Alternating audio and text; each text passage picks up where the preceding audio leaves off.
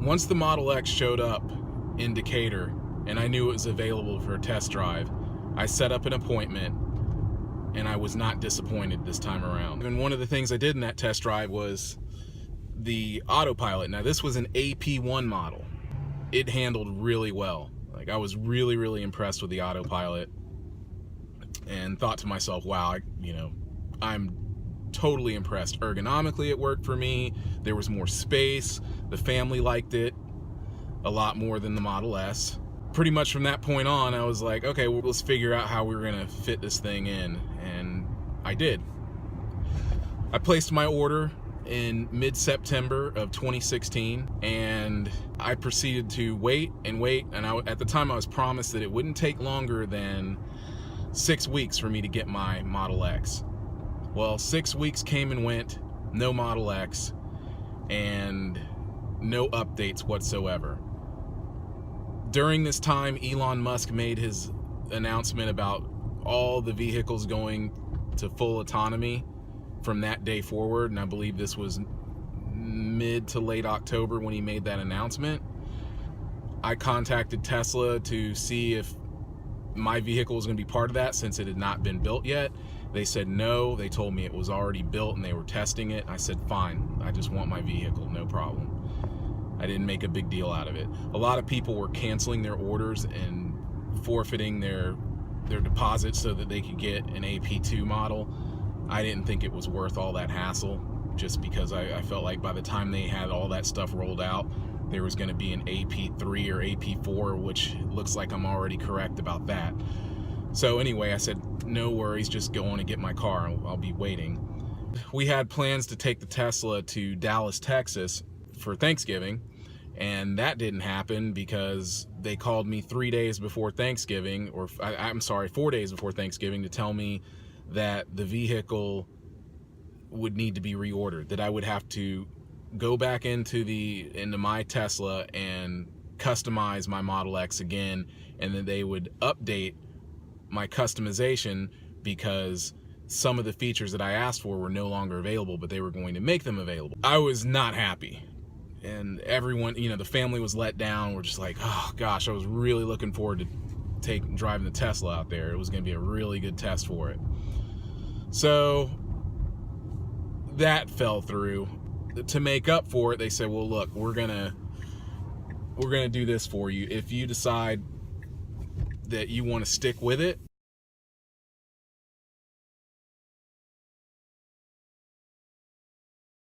so I said, fine, I'll go with it. It seemed like things started moving right along after that.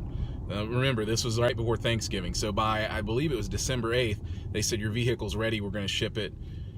That was another thing they promised me. They promised to move me to the front of the queue and get my vehicle ready for me right away. Just for the record, I went with all options.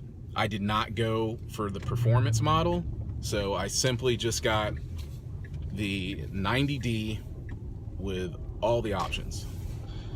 Even though I live here in the South, I even got the cold weather. And when I say all the options, I mean all the options. I got everything I could get on it.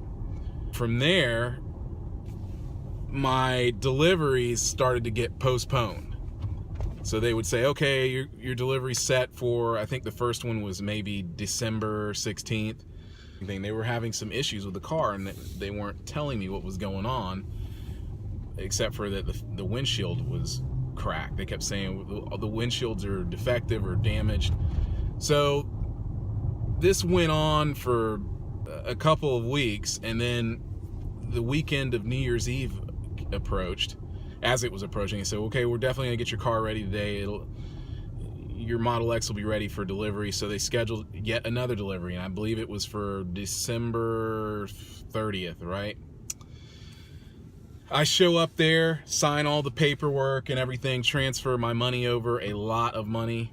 That's another thing I want to advise you guys on.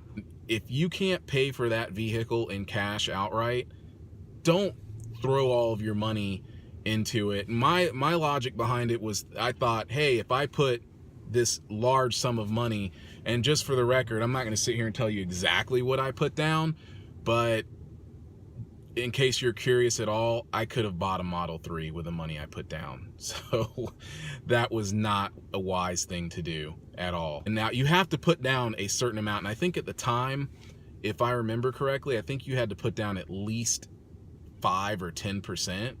It may be 10% you had to put down.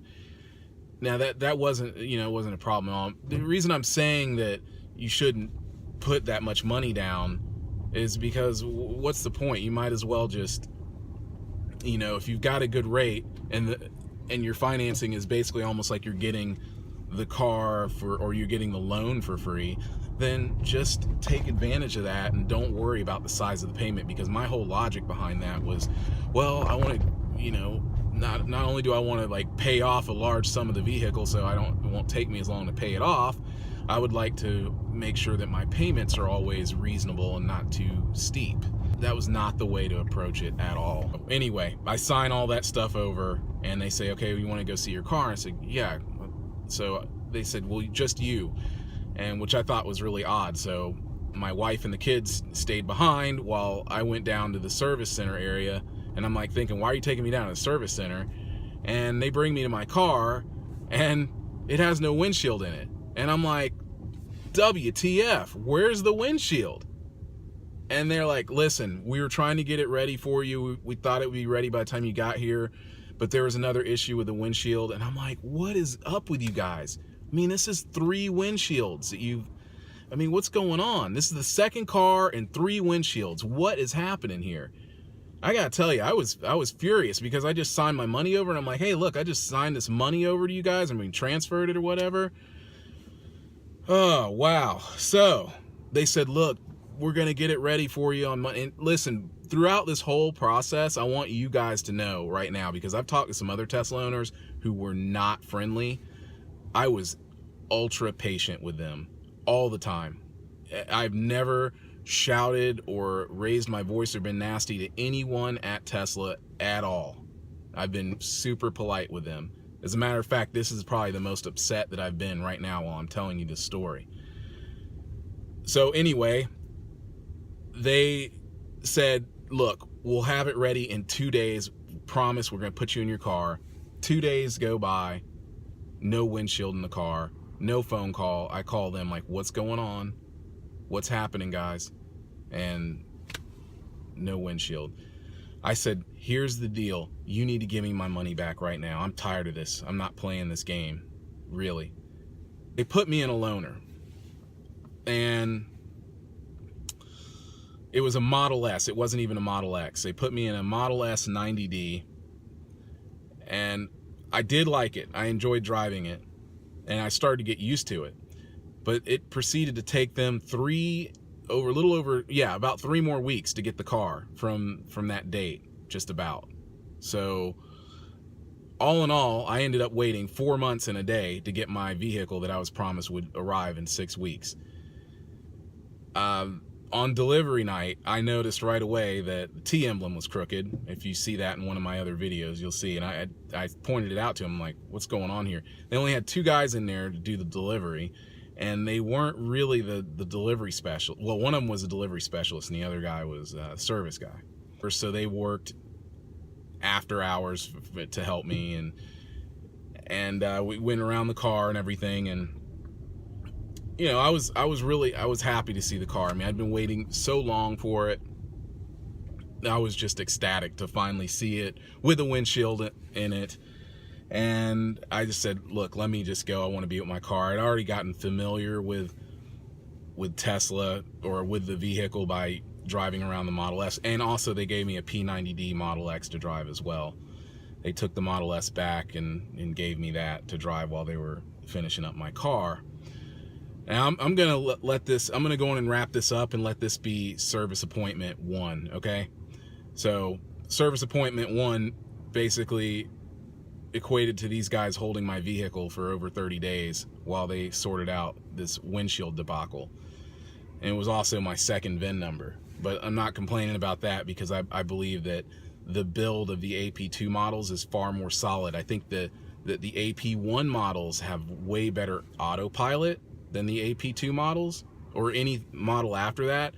I just think that the Mobileye AP1 Teslas, the autopilot is far, far superior to anything they're doing right now. And I know they're going to get it together and they're going to you know, they're going to make people who have the AP1s eventually envy the ones who have the latest and greatest technology and all that. But